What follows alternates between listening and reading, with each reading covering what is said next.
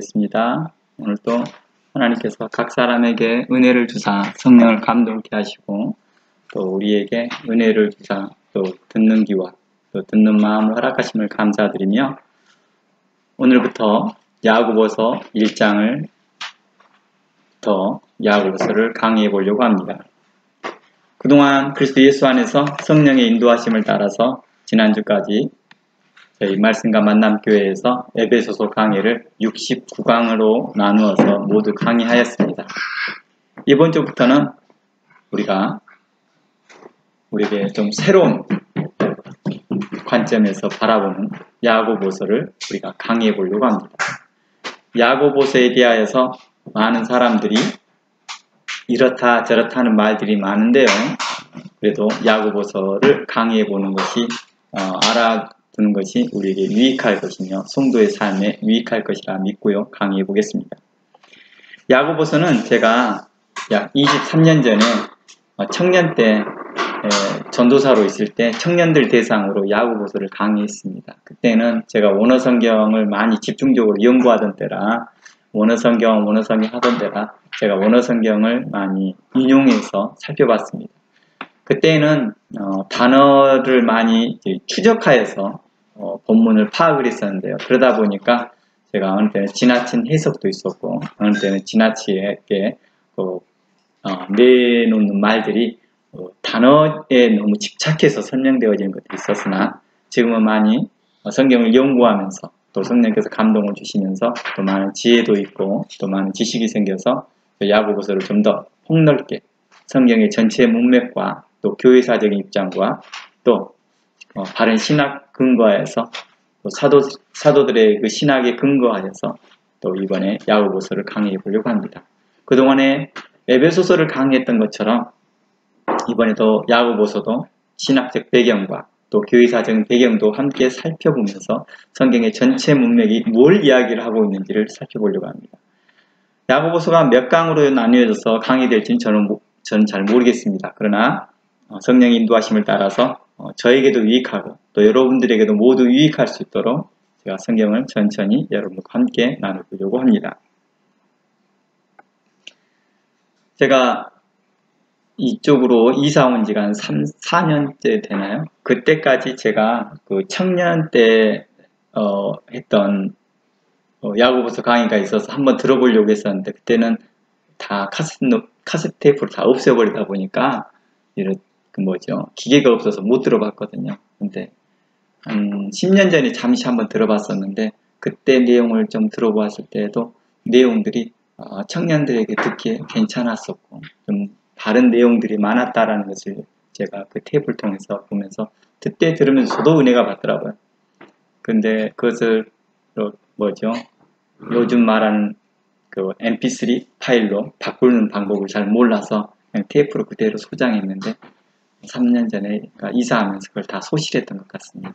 이번에 새롭게 녹음하면서 유튜브에 올릴 테니까요. 여러분들이 또 다시 한 번씩 들어보셨으면 좋겠습니다. 흔히 야고보서를 사도 바울의 신학과 배치된다 라고 생각하시는 분들이 있습니다. 사도 바울의 신학이 이신칭이라고 하신 분들이 있습니다. 아마 그런 영향은 어느 신학자들의 말인 것이지 실질적으로 바울의 신학과 바울에게 나타나는 바울이 써놨던 서신서를 보면 이신칭이만을 말하지는 않거든요. 여러한 각도에서 설명되어지고 있거든요. 그것에서 로마서를 보더라도 로마서에서도 그들의 행위를 이야기를 하고 있고요. 우리들의 행위를 강조점을 두고 있고요. 또 우리가 잘 알고 있는 종교 개혁자 중에 한 명인 칼빈도 우리의 믿음에 대해서 이야기를 할 때 그 행위가 없이 구원에 대하여서 말할 때 칼빈은 노라고 대답합니다. 그런 사람들이 구원받을 수 있다라고 나는 말하고 싶지 않다라고 말합니다. 행위가 없는 믿음을 가진 자가 구원을 받을 수 있느냐라고 말할 때 나는 그렇게 말하고 싶지 않다라고 표현하고 있다는 것입니다. 그러므로 사도 바울의 신학은 결코 다른 사도들의 신학과 차별이 있거나 다르거나 그들만 독특함이 있는 것이 아니라 서로 간에 같은 이야기를 하고 있고 성령 안에서 한 말을 하고 있다는 것입니다. 왜 우리가 그렇게 고백하느냐? 하나님께서 사도들을 세울 때에도 같은 성령에 따라서 행하셨고 목사를 세울 때도 같은 성령을 따라 행하셨다는 것입니다. 또한 그들을 통하여서 말씀을 증거할 때도 한 성령을 따라서 성경을 기록하게 했다는 것입니다. 그러니 저술자가 분명코 하나님이시고 또 그 하나님이 하나님의 감동으로 말미암아 사람들에게 쓰게 하였다는 것을 우리가 인식하고 믿었을 때에 우리의 바른 신앙 안에서 성경을 관찰할 수 있지 않나 싶습니다. 이것이 우리가 디모데후 3장 16절, 17절을 근거하여 성경론이라는 신학을 만들어가기 시작했습니다. 우리가 신학교를 처음 들어가면 조직신학을 배우는데 그때 처음 배우는 것이 성경론을 배우거든요. 그때 첫 스타트가 디모데후서 3장 16절과 17절입니다. 물론 16절을 중심으로 하죠. 모든 성경은 하나님의 감동으로 배웁니다. 이것을 기초하여서 바라봅니다. 그러니 야고보의 특징을 이야기하고 사도 바울의 특징을 이야기하고 베드로의 특징을 이야기하는 것은 참고사항인 것이지 그것이 메인 역할을 하지 않는다는 것입니다. 왜냐?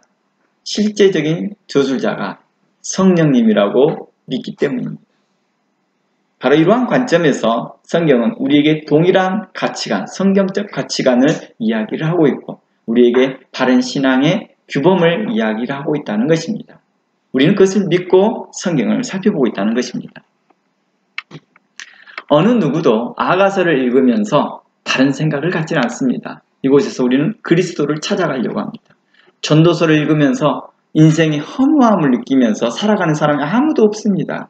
이것을 통해서 하나님을 더욱더 의지하게 되고 하나님을 경외하게 됩니다. 그 누구도 잠언서를 읽으면서 세상에 빠릿빠릿한 지혜를 얻으려고 하지 않습니다. 그렇죠. 세상에 살아가는 유도리를 배우려고 하지 않는다는 것입니다. 잠언서를 읽으면서 하나님을 경외하는 법을 배우게 되며 하나님을 더욱더 의지하는 법을 배우게 됩니다. 어느 성경을 읽든지 우리는 하나님을 경외하는 법을 배우게 될 것이며 하나님 앞에 성도로서 합당히 살아가는 것들을 배우게 되는 것입니다. 알게 되는 것이고 깨닫게 되는 것이죠. 이것이 바로 성경입니다. 그럼에도 불구하고도 과거 몇몇 개혁 신학자들은요, 이 야고보서를 저평가하기 시작합니다. 실질적으로 야고보서는 가장 먼저 기록되어졌다고 합니다. 물론 학자들마다 약간 의견 차이가 있지만 그래도 많은 성경들 중에서 가장 먼저 쓰였다라고 말합니다. 어떤 사람은 갈라디아서가 제일 먼저 쓰였다라고 말하는 사람도 있지만 어떤 신학자들은 야고보서가 제일 먼저 쓰였을 것이다 라고 말합니다. 그런데 놀랍게도 교회사의 입장에서 정경으로 채택된 것은 야고보서가 제일 늦게 채택됩니다. 나름의 이유가 있었겠지만 그러한 이유를 500년 전에 루터가 했던 말을 통하여서 대충 유추해 볼 수 있습니다. 루터는 야고보서를 지푸라기 서신서라고 말합니다. 지푸라기라는 것은 그만큼 가치가 없다라는 뜻입니다. 어떻게 그렇게 말할 수 있을까? 그러면서 루터는 이렇게 말합니다. 아니 어떻게 이 야고보서가 정경에 들어왔는지는 나는 잘 모르겠지만 이라고 말을 합니다.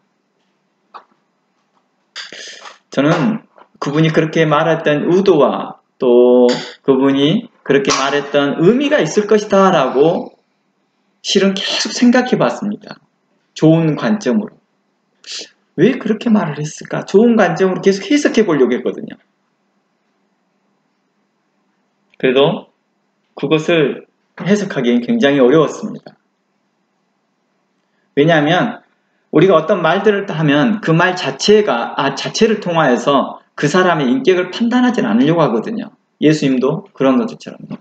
전에 우리가 과거에도 이야기했지만 어떤 사람이 어떠한 말들을 했을 때 그 말 자체로만 가지고 따져서 이 사람이 맞다 틀리다 하기는 어렵다는 것입니다. 앞뒤 상황을 보고 그때 환경을 보고 그때 문맥을 보면서 그 말이 이런 뜻으로 했구나 라고 이해할 수 있는 것이죠.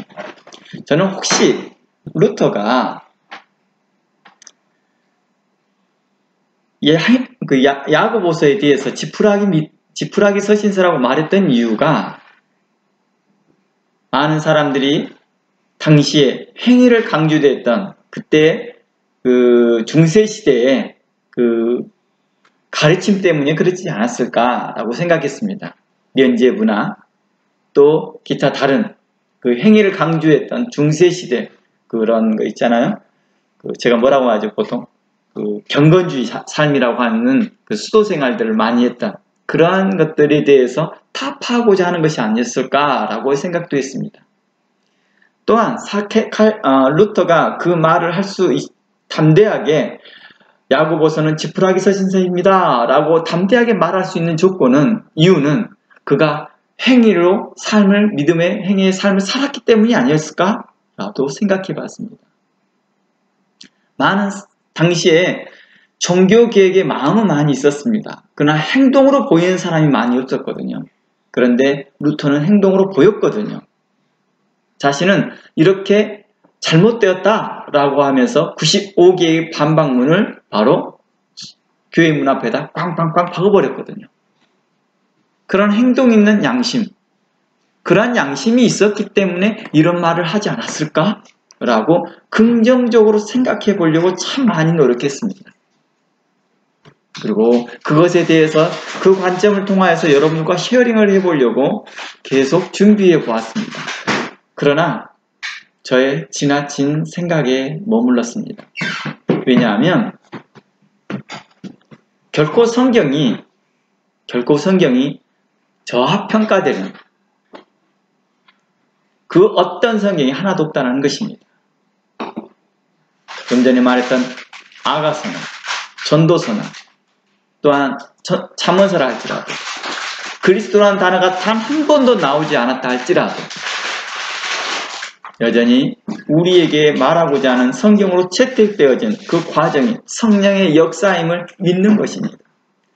기록하실 때에도 성령께서 역사하셨던 것들처럼 정경으로 채택된 동안에도 하나님께서 신실한 하나님의 사람들을 통하여서 정경으로 채택되어졌음을 믿는 것입니다. 사도 바울의 신앙을 점검하지 않습니다. 하나님께서 사도 바울을 역사하셨다는 걸 믿는 것입니다. 사도 바울이 로마서에서 그가 헷갈리는 소리를 했는데 이상한 소리를 했는데 그게 지금 믿음 없는 거 아닐까? 우리는 이렇게 평가하지 않는다는 것입니다. 이 사람 타락했나? 이렇게 생각하지 않는다는 것입니다. 역사적인 분명한 근거가 제시되지 않는 이상 성령께서 일을 하셨다라고 믿습니다. 그러기에 정경으로 채택되어진 그 과정에도 성령이 역사하셨음을 믿었을 때에 그 정경 가운데 그 어떤 것도 절하평가되을 수 없다라는 것입니다. 성경 한 구절도 더하거나 뺄 수도 없을 뿐만 아니라 한 구절도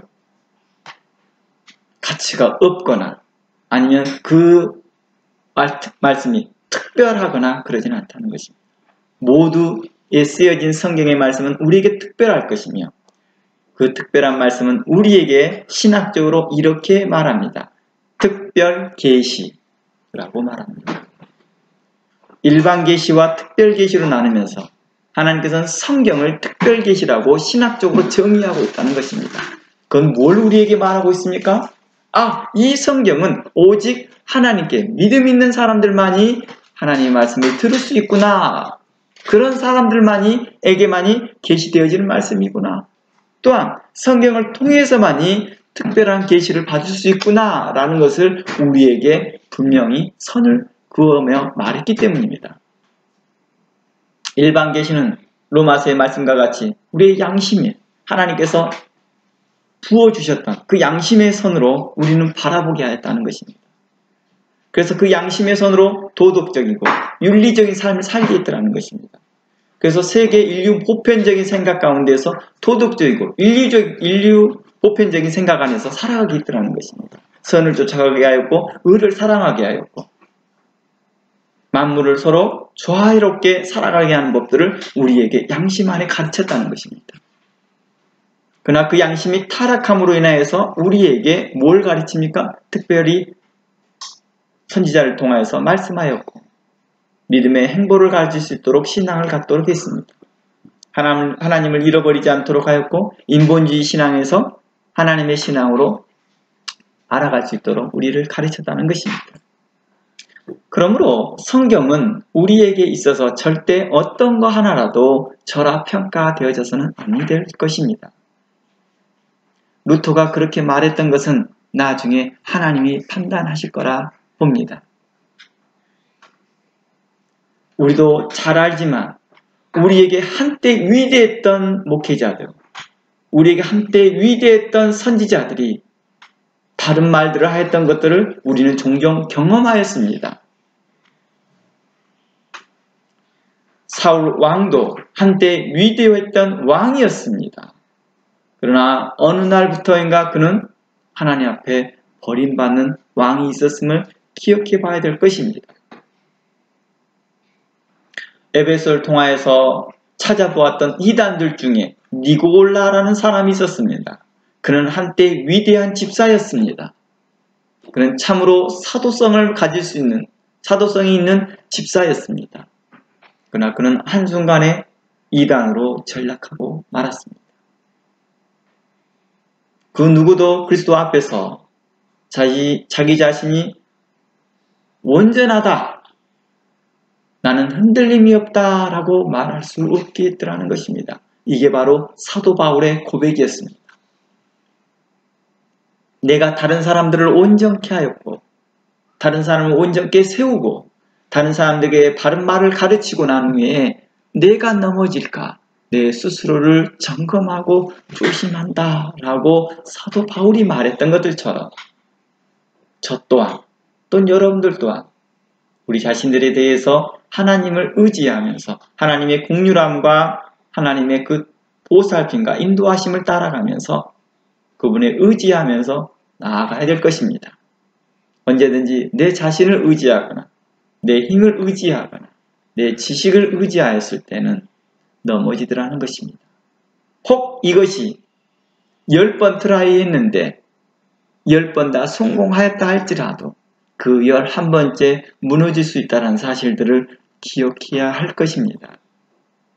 바로 이러한 것들을 전도서에서도 이야기했었고 이러한 것들을 교회 사적인 입장에서 창세기부터 계시록 안에서 그러한 일들을 많이 표현했다는 것입니다.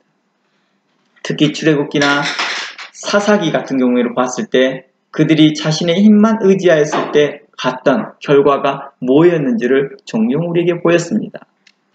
또 사울 왕을 통하여서도 보였습니다. 그는 임의적으로 자신이 할 수 있다라고 결정하였을 때 전에도 할 수 있었으니까 지금도 할 수 있을 거라고 생각하였을 때 그러나 그 자리에는 하나님이 없었을 때는 결과가 다르게 나타났었고 또한 하나님이 없다 할지라도 그들이 행할 수 있었던 것들이 있었습니다. 모세가 지팡이로 뱀을 만들었을 때 애굽의 술사들도 충분히 만들 수 있었거든요. 그러한 것들을 자신의 힘과 자신이 의지하는 술수와 자신이 의지하는 주술과 방법을 통해서 되어진다 할지라도 우리가 하나님을 떠나서는 살 수 없음을 늘 고백하고 인정하는 삶을 우리는 신앙, 이것을 기독교인, 이것을 참된 신앙이라고도 말합니다. 그러니 제가 더 이상 루터에 대해서 변명하지는 않겠습니다. 이 루터가 그렇게 말한 것에 대해서는 차후 하나님께서 말씀하실 것이라 봅니다. 루터의 영향을 받았던 몇몇 신학자들도 이런 말을 합니다. 야고보서는 신약 속의 구약입니다. 이것을 뭘 인정하고 싶지 않은 거죠? 이게 율법적인 것입니다 라고 말하고 싶어 했던 것 같습니다. 그러나 전혀 그렇지 않다라는 것입니다. 존 칼빈은 야고보서를 이렇게 말합니다. 이 야고보서 책을 배척할 이유가 전혀 발견할 수 없다. 그 어디에서도 야고보서를 배척할 이유가 무엇인지를 발견할 수 없다는 것입니다. 아마 칼빈은 그때 당시에 루터의 영향을 받았던 많은 사람들이, 성도들이 야고보서를 절하평가할 때 그는 속상한 마음에서 이 말을 했을 것입니다. 그리고 그들을 바르게 인식해야 되고 그들에게 바른 말을 해야 되고 성경의 가치를 분명코 드러내기 위해서 칼빈은 말했을 것입니다. 아니, 왜 성경을 배척합니까? 아니, 왜 야고보서를 배척합니까? 라는 감정이죠. 제가 오랫동안 첫 성경을 강의했던 게 아마 20대 중반쯤 됐을 때 그 첫 번째 강의가 그러므로 너희는 이렇게 기도하라 라는 내용이었습니다. 그때 마태복음 6장을 기준으로 해서 주기도문을 강의했을 때 이런 말을 했습니다. 이것 자체만 해도 귀한 성경입니다. 이건 단순한 기도문이 아닙니다. 이것 자체는 성경입니다. 우리는 성경 한 구절, 요한복음 3장 16절 그 말씀만 있어도 이것은 성경입니다. 이것은 단순하게 쓰여져 있는 어떤 문구나 슬로건도 아니고 이 자체가 성경입니다. 우리 한번 볼까요? 내 손을 다른 사람에게 보여줬다고 해서 나 자신을 안 보여준 건 아닙니다. 내 손을 봤다 할지라도 다른 사람이 내 자신을 본 것과 같습니다. 내 일부니까요. 결코 분리할 수 없다는 것입니다. 성경은 마치 그와 같습니다. 서로 연결되어 있어서 동일한 이야기를 합니다. 하나님이 세상을 이처럼 사랑하사. 이 모든 말에 성경이 종합되어 있지 않습니까? 하늘에 계신 우리 아버지여. 이 모든 말에 모든 신학이 복합되어 있지 않습니까? 모든 성경에서 이 말을 하고 있지 않습니까? 그러니 그 한 구절 한 구절이 단순하게 기도문, 우리가 알고 있는 그런 가볍게 생각하는 그런 기도문이 아니라 우리가 신중하고 우리가 의미 있게 또 우리가 진실한 마음으로 또 착한 마음으로 바라봐야 할 성경입니다.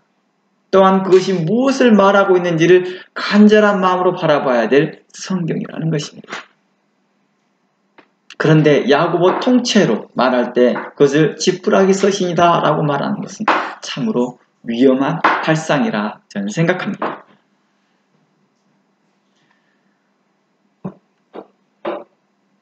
칼빈은 우리에게 그렇게 했던 것들처럼 야고보서는 결코 우리에게 있어서 배제되어야 될, 배척당해야 될 서신서가 아닙니다. 우리에게 분명코 묵상되어지고 진실한 마음으로 살펴봐야 될 말씀이라는 것처럼 저는 야고보서가 우리에게 삶의 귀한 신앙의 척도가 될 것이라 저는 믿습니다. 사도 바울은요, 믿음 없는 행함을 그의 서신서를 다 찾아보더라도 단 한 번도 말해본 적이 없어요. 그의 서신서를 다 찾아보더라도 믿음 없이 행함 이야기해 본 적이 없다는 것입니다. 칼빈은 로마서에서도 행함을 이야기를 하거든요. 심지어 로마서에도 이야기를 하고 있고 갈라디아에서도 이야기하고 우리가 그동안 관찰했던 에베소서는 69강을 통해서 나눠봤던 그것에서는 참으로 많은 행함을 이야기하고 있었습니다. 이걸 성도의 삶이라고 표현했죠. 그런데 그 중에 단 한 개도 믿음 없는 행함을 이야기한 적이 없다는 것입니다. 다 믿음 있는 행함을 사도 바울이 우리에게 이야기했던 것입니다. 야고보 또한 동일한 말로 우리에게 교훈하고 있습니다. 행함을 이야기할 때 믿음을 배제시키는, 믿음은 아무것도 필요 없어 라고 우리에게 가르치지 않았다는 것입니다. 동일하게 이야기했습니다.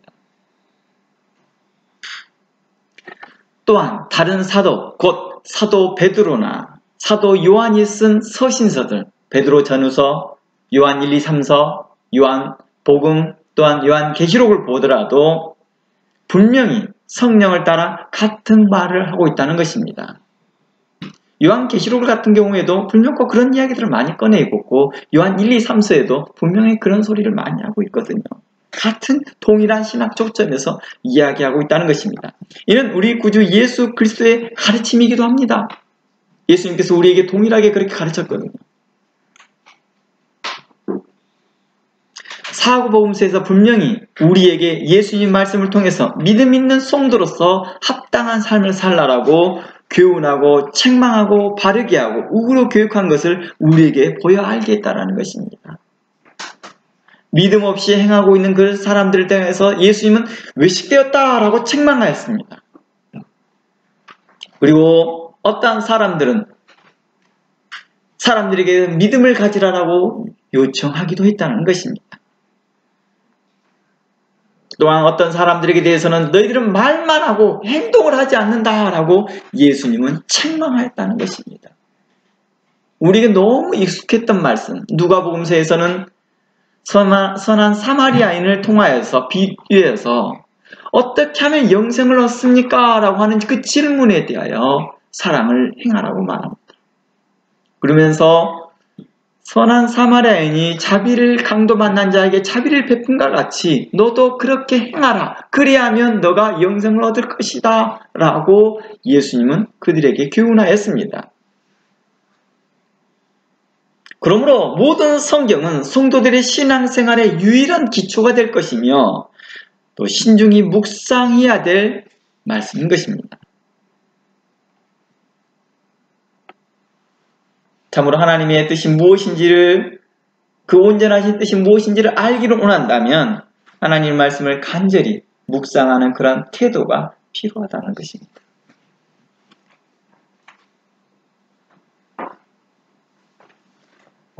우리에게 하나님의 말씀 안에서 성도로서 합당한 삶이 중요한 것은 예수님 시대 때에도 그랬습니다.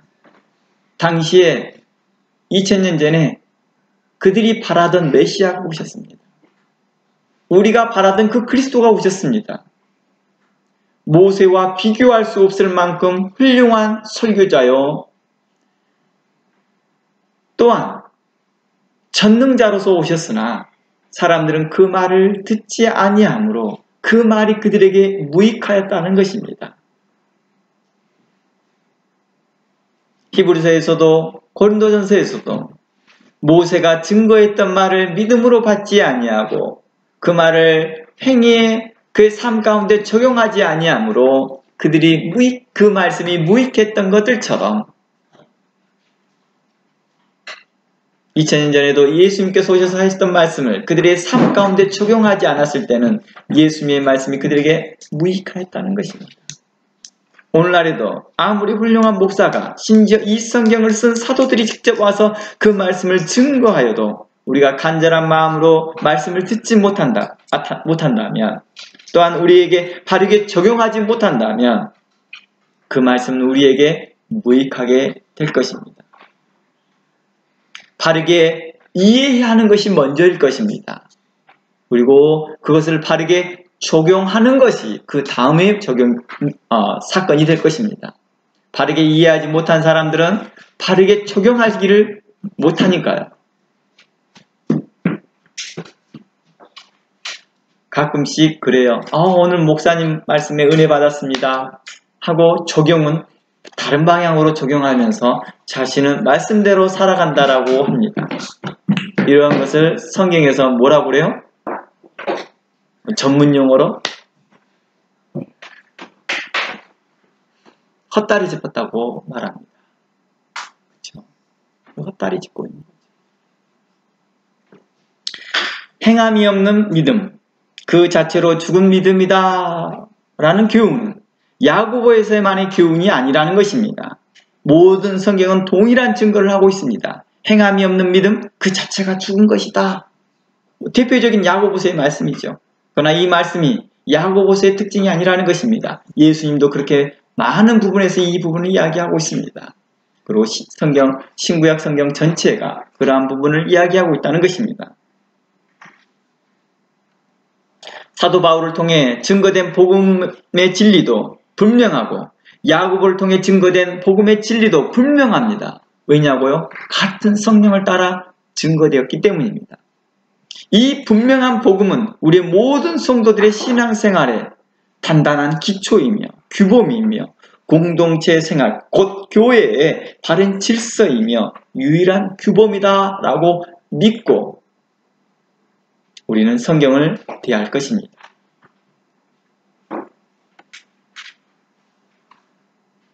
야고보서는요, 당시에 여러 가지 거짓된 신앙과 당시에 네로의 그 통치 아래 있었기 때문에 당시에 많은 기독교인들이 핍박을 받고 있었습니다. 그리고 또 기독교인들은 또 누구에게도 어려움을 당하고 있었냐? 유대인들에게도 어려움을 당하고 있었습니다. 그러한 여러 어려움 가운데 있는 자들에게 야고보는 그들을 위해 서신을 쓰게 됩니다. 야고보가 그들의 마음에 관심이 있어서 썼다라고 하는 말도 맞겠지만 더 정확한 말은 성령께서 그들을 위로하시고 그들을 격려하시고 그들에게 힘을 주기고자 성령께서 야고보를 감동하여서 썼다라고 하는 관점이 됩니다. 모든 성경이 그러한 관점으로 이해해야 되겠죠. 기독교 신앙으로 인하여서 많은 사람이 핍박을 받고 어려움과 또 정치적인 혼란으로 인하여서 정치적으로 그들이 핍박을 받고 있었을 때에 그들에게 믿음의 굳건히 있으십시오. 성도로서 합당한 삶을 살아가십시오. 여러분들이 여러 가지 시험을 속에서도 여러분들이 흔들리지 마십시오 라고 했던 말을 이제 시작하면서 야고보서는 시작하고 있습니다. 마치 사도 바울이 에베소서에서 이렇게 말합니다. 당신들 세상 풍조와 거짓된 교훈에 흔들리지 마십시오. 같은 초점에서 이야기하고 있습니다. 그러면서 성도로서 그 부르심에 하나님의 그 거룩한 부르심에 합당한 태도를 갖고 행하라고 권했던 에베소 4장 1절의 말씀과 같은 맥락에서 이야기를 하고 있다는 것입니다.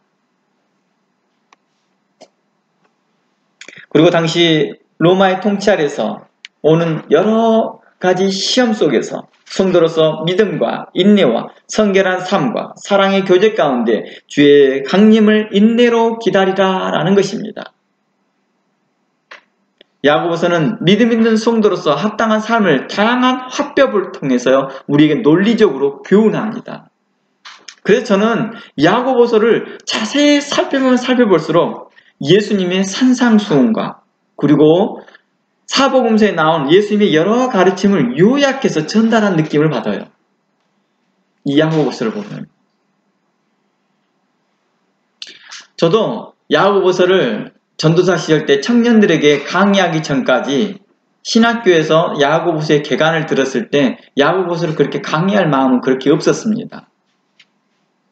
그러나 야고보서를 청년들을 위해서 강의할 때부터 야고보서에 대해서 깊이 관찰하면서부터 그것들이 보이더라고요. 참 깊은 진리가 담겨 있었고 많이 터부시했구나 내가 라는 것들을 보았습니다. 내가 아니죠. 그동안 많은 사람들이 이렇게 표현하는 게 맞는 것 같습니다. 그러나 참으로 그 안에 귀한 진리가 있었고 하나의 그리스도인으로서 성도로서 합당한 삶의 그 규범이 있었구나라는 것을 발견할 수 있었습니다.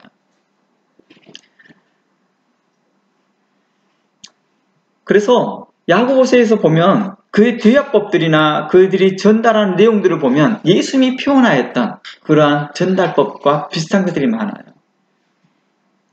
특별한 비유법이나 또 대화식 어법이나 이런 것들이 그렇습니다. 그랬을까요? 아무튼 저는 개인적으로 야고보서를 보면 마치 사복음서 요약서처럼 보입니다. 사복음서 요약서라고 말합니다. 제가 개인적으로 이렇게 표현하는 것입니다. 사복음서의 요약서.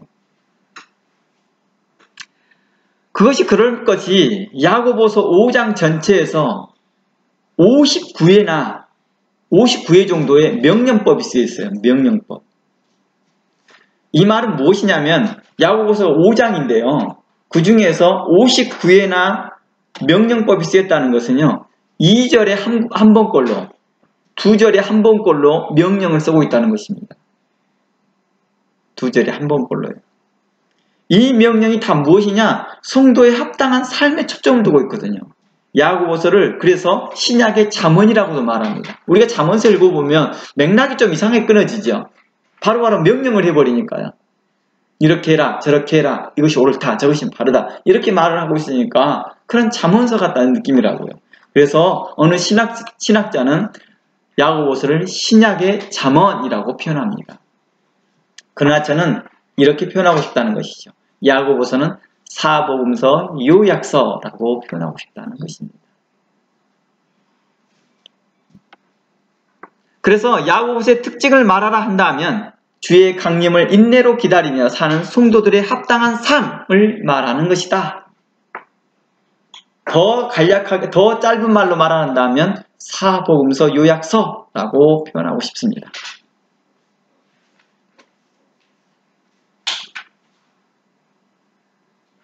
바로 이 야고보서를 통하여서 우리는 이제 성도로서 합당한 삶을 배우게 될 것입니다.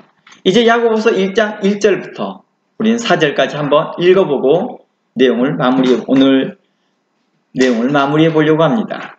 야고보서 1장 1절에서 4절입니다.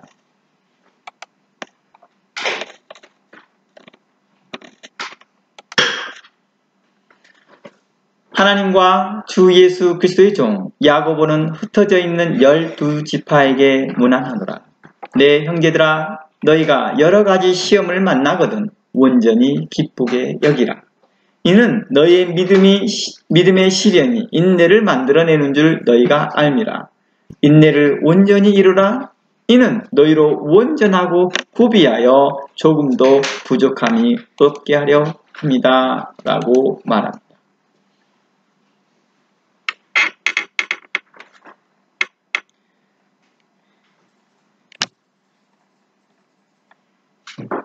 야고보서의 그 첫 번째 화두가 뭐였습니까? 바로 하나님 앞에서 온전하고 구비하고 조금도 부족함이 없는 자로 바로 서라는 것입니다. 이는 마치 에베소서의 말씀과 같은 분위기에서 이야기한다면 전신갑주를 입으라 와 같습니다. 전신갑주라는 것은 온전해지라 이 말이죠. 또한 이 말을 또한 에베소서의 관점에서 이야기해본다. 분위기에서 이야기한다면 성령의 충만함을 받으라 와 같습니다. 그리고 이러한 관점을 사도 바울이 말했던 디모데후서에서도 발견할 수 있습니다. 디모데후서 3장 16절 말씀에 모든 성경은 하나님의 감동으로 된 것으로 교훈과 책망과 바르게 함과 의로 교육하기에 유익하니 17절 이는 하나님의 사람으로 온전케 하며 모든 선한 일을 행하기에 온전케 하려 합니다 라고 말합니다.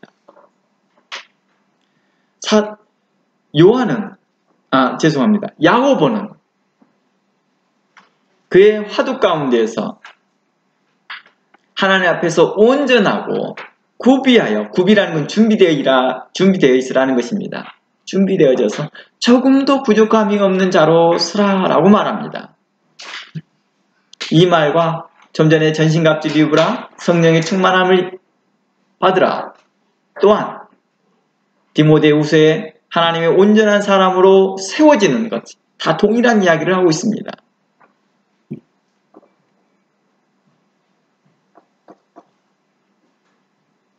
바로 이러한 동일한 이야기 가운데에서 이제 우리에게 말하고자 싶은 것은 무엇이냐? 우리에게 여러 가지 시험이 오는데 그 시험의 목적이 무엇인지를 이야기를 하고 있습니다. 여러 가지 시험이 오는데 그 시험이 너희를 더 온전케 하려고 하는 것이다. 그러니 기뻐하라 라고 말합니다. 너희에게 시험이 오느냐? 기뻐해라. 이유가 무엇이냐? 너희를 더 온전케 하는 것이기 때문이다 라고 말하는 것입니다.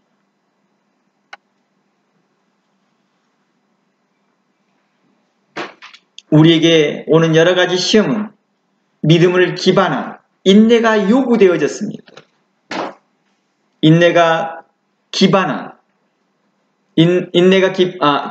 믿음을 기반한 인내죠. 믿음을 기반한 인내가 요구되는 시련과 고통을 믿음으로 견디라라는 것이었습니다.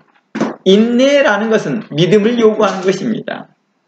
사람이 끝까지 인내할 수 있는 것을 진리를 향한 믿음과 그 믿음을 기초한 소망이 있기 때문에 인내할 수 있는 거지요. 그렇죠. 우리가 그런 거 있잖아요. 어떤 사람에 대해서 기다리면서 인내할 수 있는 것은 그 사람이 올 거라는 것을 기대하기 때문이죠. 그 올 거라는 것을 믿기 때문이죠.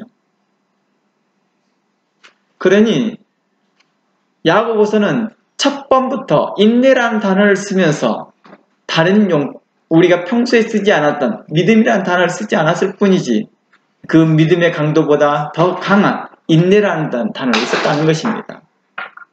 그 믿음의 인내를 요구했다는 것입니다. 사도 바울도 그 믿음의 인내를 요청하고 있거든요. 그 믿음의 인내를 가지라. 견디라 이 말이죠. 그러므로 우리 모두 예수 그리스도의 말씀과 하나님의 말씀을 통해 의롭게 신실하게 믿음으로 자라나서 하나님의 사람으로서 우리가 좀 더 착한 일에 선한 일에 의로운 일에 행하기에 온전하고 구비되어져서 준비되어져서 조금도 부족함이 없게 되어 마지막 날 그리스도의 날까지 악한 자들을 대적하고 승리하여 하나님께 은총을 받고 영생의 복을 받기를 원합니다. 이것이 야고보의 초점인 것이죠. 야고보는 주의 강림을 기다리는 자들에게 이야기를 하고 있습니다. 그때 너희들이 영적 전쟁에서 승리하여라. 그러려면 온전하고 구비되어져야 되지 않겠느냐?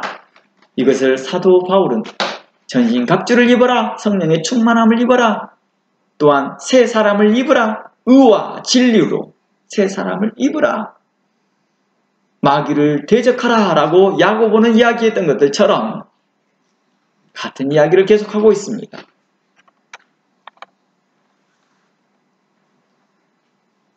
다음 주에 우리는 야고보서의 소론을 이어서 좀 더 야고보서가 쓰여져 있던 그 과정들을 포함하여서 이제 2절, 3절, 4절에서 그 화두를 열었던 하나님의 그 온전한 사람으로 우리가 성숙되어지고 자라날 때에 필요한 그 시련 또한 시험 이 모든 것이 믿음을 기초한 그 인내가 우리에게 뭘 말하려고 하는 것인지를 좀 더 자세히 살펴보고 말씀을 연결해 보려고 합니다. 오늘은 여러분들에게 야고보가 우리에게 말하고 싶어